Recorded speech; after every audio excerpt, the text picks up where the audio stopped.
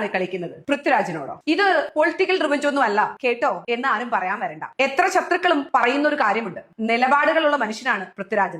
അതുകൊണ്ട് തന്നെയാണ് ഇപ്പോൾ ED, കസ്റ്റംസ് ഇതൊക്കെ പൃഥ്വിരാജ് എന്ന KDയുടെ വീടിന്റെ മുന്നിൽ ക്യൂ നിൽക്കുന്നത്. കാരണം എന്ന് എമ്പുരാൻ ഇറങ്ങിയോ അന്ന് മുതൽ പൃഥ്വിരാജിനെ ചുറ്റിപ്പറ്റി ഇങ്ങനെ ഗ്രഹങ്ങൾ കറങ്ങിക്കൊണ്ടിരിക്കുകയാണ്. EDക്ക് എമ്പുരാന്റെ പ്രൊഡ്യൂസറിന്റെയും അതുപോലെ തന്നെ പൃഥ്വിരാജിന്റെ വീട്ടിലും കയറി ഇറങ്ങാനേ നേരം ഉണ്ടായിരുന്നുള്ളൂ. പക്ഷേ കളിക്കാൻ അറിയുന്നവൻ തന്നെയാണ് കളി തുടങ്ങി വെച്ചത്. അതുകൊണ്ട് തന്നെ അദ്ദേഹത്തിൽ നിന്ന് അവർക്കൊന്നും കിട്ടിയില്ല. പിന്നെയുള്ളത് നാഷണൽ അവാർഡ് പ്രഖ്യാപിച്ചപ്പോ ആടുജീവിതത്തിലെ അഭിനയത്തിന് അവാർഡ് കൊടുക്കേണ്ട, ആടുജീവിതം മൂവി കണ്ടമിട്ട് കാണിക്കേണ്ട എന്നുള്ള തീരുമാനമായി. അവാർഡ് കൊടുത്ത് അംഗീകരിച്ചത് ഏതോ കിടിലം പ്രൊപ്പഗണ്ടയിലെടുത്ത സീരിയൽ പടത്തിന്. എന്നിട്ടും അനക്കമില്ല പൃഥ്വിരാജ് സുകുമാരന്. അപ്പൊ പിന്നെ ദാ വരുന്നു ഓപ്പറേഷൻ നുംകു.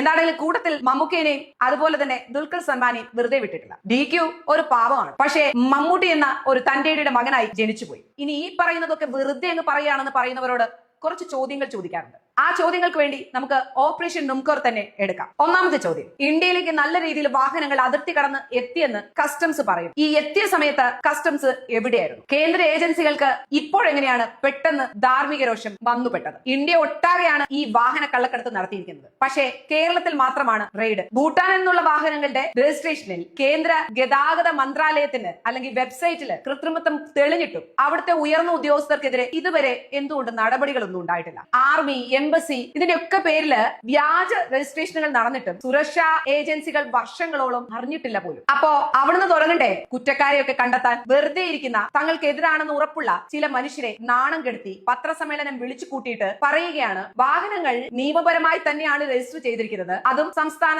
സംവിധാനങ്ങൾ വഴിയാണ് രജിസ്ട്രേഷൻ നടത്തിയിരിക്കുന്നത്. പക്ഷേ ഇങ്ങനെ നിയമപരമായ രജിസ്ട്രേഷൻ നടത്തിയവരെ തെറ്റുകാരാണ് പോലും. അപ്പോ കുറ്റം ചുമത്തേണ്ടത് കൃത്രിമം നടത്തിയ സംവിധാനങ്ങളെയും ഉദ്യോഗസ്ഥരെയും അല്ലേ? എന്ത് വിരോധാഭാസങ്ങളൊക്കെയാണിത്? അതോ നാണം കെടുത്തുക, പേടിപ്പിക്കുക എന്നുള്ള രാഷ്ട്രീയ ലക്ഷ്യം മാത്രമാണോ ഇതിനുള്ളത്? പണ്ട് സെലിബ്രിറ്റി ആയിരുന്ന ഇപ്പോൾ കേന്ദ്ര മന്ത്രിയായിട്ടുള്ള ഒരാളുടെ വാഹനം പോണ്ടിച്ചേരിയിലെ വ്യാജവിലാസം നൽകി രജിസ്റ്റർ ചെയ്തപ്പോൾ കേന്ദ്ര ഏജൻസികൾ പ്രത്യേകിച്ച് നടപടിയൊന്നും എടുക്കുന്നത് കണ്ടില്ല. ഏകദേശം ഒരു ഡിക്കേഡായി മമ്മൂട്ടി എന്ന മഹാനടന് എന്തെങ്കിലും ഒരു നാഷണൽ അവാർഡ് കിട്ടിയിട്ട്, അതും ഇതിനോട് തന്നെ ചേർത്ത് വായിക്കാവുന്ന കാര്യമാണ്. കള്ളക്കടത്തുകാർക്ക് എല്ലാ സഹായവും ചെയ്തു കൊടുത്ത സർക്കാർ ഉദ്യോഗസ്ഥർ, രാഷ്ട്രീയക്കാർ, കള്ളത്തരം ചെയ്ത ഏജന്റുമാർ എല്ലാവരും വളരെ സുഖിച്ചു വാഴുമ്പോൾ മൈക്കും തൂക്കി ആൾക്കാരെയും കൂട്ടി കസ്റ്റംസ് നേരെ പോകുന്നത് പൃഥ്വിരാജിന്റെയും മമ്മൂട്ടിയുടെയും ദുൽഖർ സൽമാന്റെയും ഒക്കെ വീട്ടിലേക്കാണ്. കോട്ടും സൂട്ടും ഒക്കെ ഇട്ട് എവിടുന്നോ വന്ന് വണ്ടിയും പിടിച്ചുകൊണ്ട് പോയി നാട്ടുകാരുടെ മുമ്പിലും പത്രക്കാരുടെ മുമ്പിലും ഒക്കെ കൊണ്ടുവന്ന് കാണിച്ച് നാണം കെടുത്തിച്ച് കള്ളക്കടത്തെന്നും തീവ്രവാദമെന്നും മണി ലോണ്ടറിംഗ് എന്നൊക്കെ പേര് വിളിച്ച് ഇരകളെ പ്രതികളാക്കി